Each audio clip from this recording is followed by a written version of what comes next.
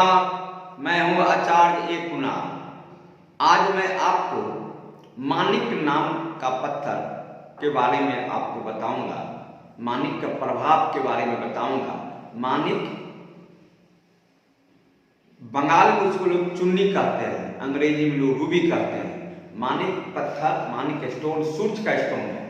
ये माणिक स्टोन आपको क्यों पहनना चाहिए, क्यों नहीं पहनना चाहिए, मैं वर्णन करूंगा। माणिक स्टोन आपको एक कुंडली में छठे भाव और आठवें भाव और 12वें भाव, ये तीन घर छोड़कर, तीन भाव छोड़ करके, छठा, आठवां और 12वां, ये तीनों भाव छोड़ करके आप ये तीनों भाव में अगर सूर्य बैठा है या सूर्य स्वामी है, इस भाव का सूर्य अगर स्वामी है या सूर्य बैठा हुआ है, तो आप माणिक नहीं पहने, आप माणिक नहीं पहने। क्योंकि छठा रूप घर, आठवां आयु और मृत्यु घर, 12वां खर्च घर होता है, तो ये तीनों में थोड़ा सा दिक्कत होगा। इसलिए अलावे एक से लेकर के प्रथम भाव हो, सेकंड हो, थर्ड हो, चौथा हो, पांचवा हो, 10वां हो, 11वां हो, ये सब भाव में अगर सूर्य बैठा है या सूर्य का घर है, तो आप माणिक अवश्य धारण करें। अगर आप माणिक धारण करते हैं तो आपको फायदा होगा।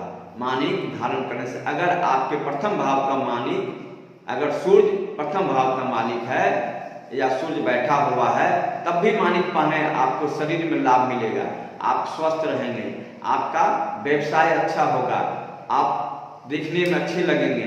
या सेकंड हाउस के मालिक हो, कोई भी हाउस के मालिक हो, छठा, आठवां, 12वां घर छोड़ करके किसी भी घर में अगर सूर्य बैठा हुआ है या उस घर का स्वामी है, तो आप माणिक जरूर धारण करें।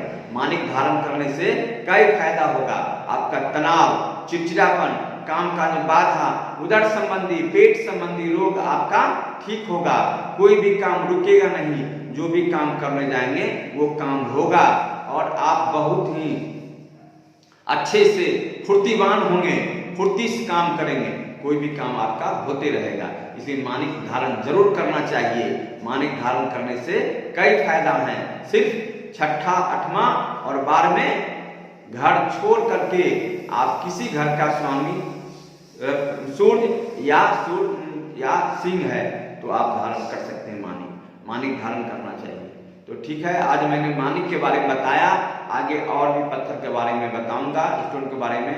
आज के लिए सिर्फ इतना ही। नमस्कार, फिर मैं आगे मिलता हूं आपसे।